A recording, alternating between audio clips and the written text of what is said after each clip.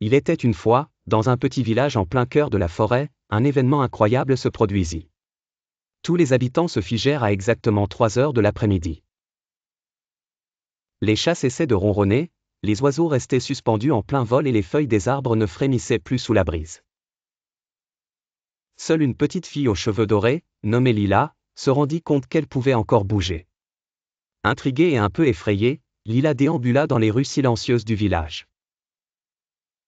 Elle interrogea les visages figés de ses voisins. Pourquoi le temps s'était-il arrêté? Pourquoi elle seule pouvait-elle déambuler librement? Lila pénétra dans la bibliothèque du village, l'endroit où elle avait toujours trouvé des réponses à ses 1000 questions. C'est là qu'elle découvrit un livre étrange, avec une couverture scintillante et des mots qui dansaient sur les pages. Ce livre parlait de créatures mystérieuses issues d'un autre monde qui cherchaient à voler le temps des gens pour prolonger leur propre existence. En lisant, Lila comprit que le village était capturé dans une de ces bulles temporelles. Avec une détermination farouche, Lila embarqua dans une aventure extraordinaire à la recherche de ces créatures pour sauver sa famille et ses amis. Armée d'une cape magique qu'elle avait trouvée dans un vieux coffre de sa grand-mère, elle se dirigea vers la forêt profonde où elle sentait une énergie étrange.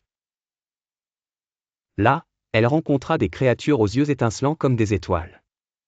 Malgré leur apparence intimidante, Lila sentait une tristesse dans leur regard.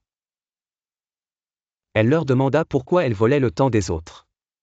Émue par la bravoure et la bonté de Lila, la créature chef expliqua qu'il s'agissait d'une nécessité pour leur survie. Ensemble, Lila et les créatures élaborèrent une solution. Elles convenaient de libérer le village et, en échange, Lila promit de chercher un autre moyen pour les aider. Grâce à son cœur pur et à son intelligence vive, Lila réussit à faire revenir le temps dans son village.